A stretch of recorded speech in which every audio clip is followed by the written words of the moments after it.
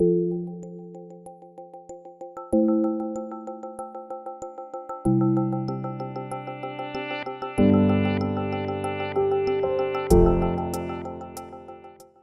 so I thought, right, if I come out of this, I've got to live with purpose. I've got to do things differently. I decided I wanted to be a champion for women entrepreneurs, specifically tech. That was the space I knew. Those were the entrepreneurs I knew. Right, so it's a check plus a bear hug that we can give them. This is how the magic happened. We met the first time, it was International Women's Day, then we were over here at our wonderful hosts at Thomson Reuters for a whole day celebrating International Women's Day and talking blockchain and all sorts of things. I'd love to have you tell a little bit about who you are, the journey type of thing to now, and then we'll chat more about it. Yeah, happy to. Well, thank you for having me. Thank you for putting a spotlight on Decade of Women. Sure. It is absolutely time and place, and so for you to be championing for it's just amazing. So thank you for that. And being willing to have this conversation, because sometimes it can be awkward, it can be good, right? But it takes us out of our comfort zone. So thank you for being brave to want to spearhead these kinds of conversations. Thank you. So my background is a Silicon Valley, Bay Area girl. I grew up around a lot of women of color in Silicon Valley in the 60s. And so my worldview was that women were amazing, women were in the sciences, they were in the tech, they were trailblazers, but they were my ecosystem. And I then went east and haven't really left, but I came east for college, Wharton, JP Morgan, did a little bit in Silicon Valley at Sun Microsystems. And I got to a place after a couple of decades of being an investment banker and doing impact work, I got to a place where we just weren't moving the needle in the way that we should. And so bravely, naively, Combination, I decided I wanted to be a champion for women entrepreneurs, specifically tech. That was the space I knew, those were the entrepreneurs I knew. And unfortunately, from the time that my mother was a tech trailblazer, the diversity, the statistics, the opportunities hadn't really changed that much. And so I thought, I can take all the professional wisdom I've gained, all the networks, and become a champion for women tech entrepreneurs. It's wonderful. If we go back a tiny bit, with, let's say, JP Morgan, VP of Global Philanthropy, I believe, VP Government Relations before that. International. It's a lot different than just government relations. And so a lot of cool things. To put it bluntly, how did it feel to be not just a woman in those leadership roles, but an African American woman? You know, to be honest with you, it didn't feel that abnormal to me. I had, for most of my life, lived sort of in dual worlds. So I grew up in a black African American family, middle class, upper middle class, right? And so my schools, I was usually the only one of color at those schools. And so when I got to Wall Street and was in mergers and acquisitions, which, you know, in the 90s, late 90s, 2000s was the creme de la creme of investment banking. Sure. It's now moved to, you know, hedge funds and things, but, you know, that was the creme de la creme. And so being the only woman of color in those rooms on the deal team, going out and meeting with clients, felt normal to me. But I will say, because my background had been such the sort of privileged upper middle class, with the house, you know, the summer house, the vacations on the beach, growing up golfing, skiing, surfing, I skydived and, you know, I sail. Wow. Right? So probably not the typical things you think of for a woman of color, but that was my But you're not typical. That was my normal. And I have to say that people were receptive to me, and people that you probably wouldn't have thought of. So when I got to Wall Street, my biggest champions were some of the guys that I worked with. They didn't look like me, we didn't necessarily socialize together, but they were about performance, and they could cut through culture, gender, and really, you know, focus on performance. And so I was working on things like mining and metal deals, cement deals, So all these kind of old industry or mature industry, right? It wasn't the sexy internet stuff that was happening in the late 90s and 2000. I was working on some of those old industrial, so going out to Texas and, you know, kicking some oil rigs around, right? Like that was me. So I had a great reception to it, but I also think there was this space where if you come with knowledge, if you come with credentials, that you will be taken seriously. And that to me was what I saw kind of lacking in the work that I'm doing now.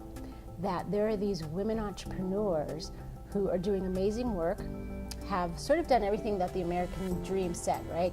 Go to school, get some great education, build a company, and then when they're going for financing, right, when they're looking for some support, we society sort of haven't kept up our end of that bargain, right? And so that's the gap that I'm focusing on and addressing. Which is super cool. And I understand JP Morgan is somehow supporting you in that as well? Yeah, so they were great. So I decided to leave. I had cancer in my eye, and I was either going to go blind or die. And I wasn't going to know because on the operating table, they still didn't know what all was going on back there behind the eyelid. They wouldn't know until they got in there. And so I thought, right, if I come out of this, I've got to live with purpose. I've got to do things differently. And I just remembered the saying of like, you've been given gifts that you can give and gifts that you can receive. And what are you going to do with those? And so I went to JP Morgan and said, hey, I'm going to leave. I don't know what I'm going to do, but I'm going to do something impactful. And I'm going to take all the experiences I've had and put them to something more impactful. And I was really, really concerned not only about this population, which is, you know, my population, Black, Latina, Asian, Southeast Asian, Native American, right, of women, but I also thought society's kind of missing out too. Like, I see these amazing women, I see the really cool products and services and technologies they're developing. But if we don't invest in them, no one's going to get access to them. No one's going to get to enjoy it and, you know, and benefit from them. And if you think about it, and I went back and looked at the data, and it showed that they are net producers of jobs. So since 2008, recession here in the United States, men-led companies have lost over 1 million plus jobs. Women have added jobs in that same time period. And if we were investing in women of color on parity with men and Caucasian women, they would actually add another 4 million jobs just to the US economy alone and 1.1 trillion in revenue. And imagine this, last year the 5 million women of color entrepreneurs just in the United States generated 360 billion in revenue. But only a handful of them received that critical early stage funding and support that they needed. So that's really the work that I want to be doing, and I'm so glad that people like Decade of Women, the Fifth Element Group has become a leader in supporting my work, and JP Morgan said, right, come in and tell us what you're doing. You left a year and a half ago to start championing and talking about this work. Come back and tell us what you're doing. And so their leadership has been great. They helped me launch a campaign in which we're asking people to sign a manifesto to say that they stand with us, they believe that this population is important, and they've said, we're going to help you with your fund as well. But we understand first we've just got to tell really good stories of who these women are, because I don't think people are waking up saying, I want to exclude half the population, right? People have mothers, daughters, sisters, wives, but they don't know how to support this population because it's not in their universe, right? Right. And so what we said was we need to start telling really good stories of who these women are first. Because then if people can see it, then when it comes through the door, they can go, I'm excited, I want to get involved with that. So it's the same story, if you will, about, again, we're finding that business and doing good does come together. And what we call the leaders who care, who we like to work with, I love that. are the ones that are going to, for lack of a better word, win, because they're going to get the great people coming to them. They're going to invest in people like you're working with, and it's going to be the leaders are going to be the winning leaders are going to be the leaders who care about this type of stuff. Yeah, I mean, listen, it sounds cliche to say win-win, but this is a prime example where Absolutely. if we do it right, everyone wins, right? So think about this: is if we keep putting money into philanthropic initiatives, not to say that we should stop, but if we keep putting it in and think that's how we're going to create jobs, or that's how we're going to stabilize neighborhoods, right? Or that's how we're going to improve schools, right? We have to think differently, because that's not the only way to get at that solution, right? If we start investing in really good companies, if we start including the other half of the population, right, so that they are contributing members of society, we will hit all of the other goals that we have, whether they be to, grow the economy, right? Bring down the unemployment rate, right? Tackle housing, right? Tackle, regentrification and stabilizing neighborhoods, improving the schools, raising taxes, right? Like, we can attack it from a social vantage point, or we can attack it from what we do know, which is just build great companies and grow economies. Now, with respect to the tech for a minute, Yeah. and blockchain and whatnot, it's related very much to what we're talking about, because tech and blockchain are involved in social movements that does create economic empowerment. Can you talk a little bit about that? Yeah, so I'm really excited for tech, and we are solely focused on tech.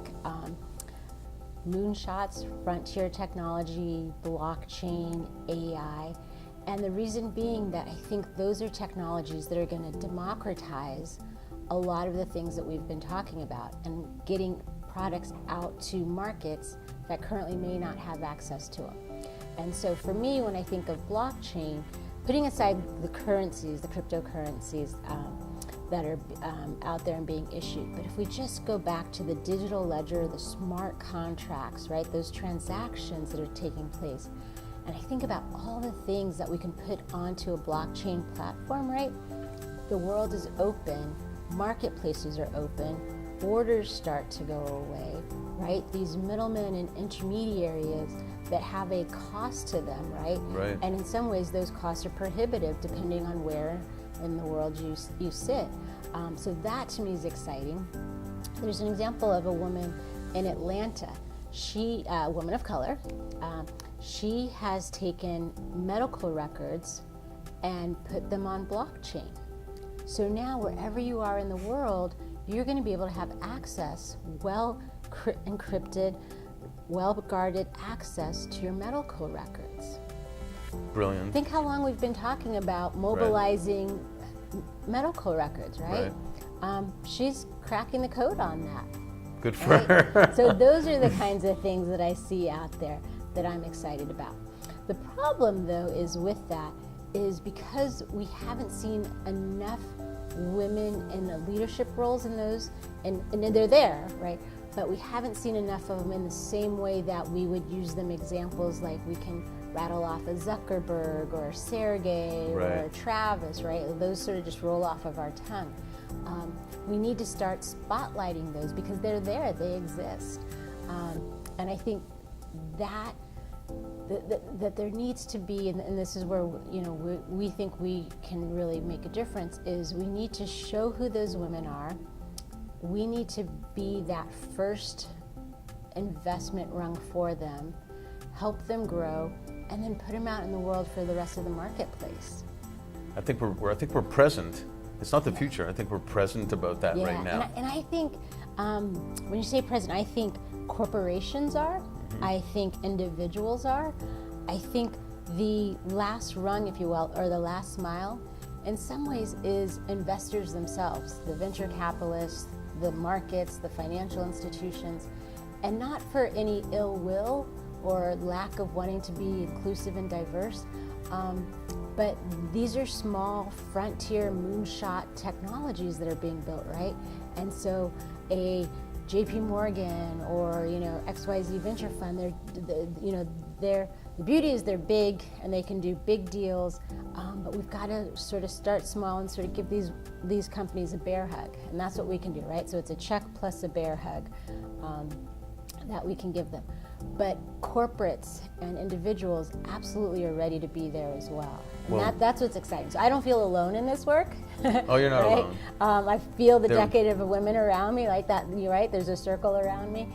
It's bear hugging me. But There's a lo- corporates get it. Individuals get it. Right? Smart companies get it. Right? Not just. Well, companies can't get it. We'll make it happen. I'm excited. All right. I'm so glad you're a part of this. This is. My pleasure. I'm glad you're letting me be a part of it. This is how the magic happens.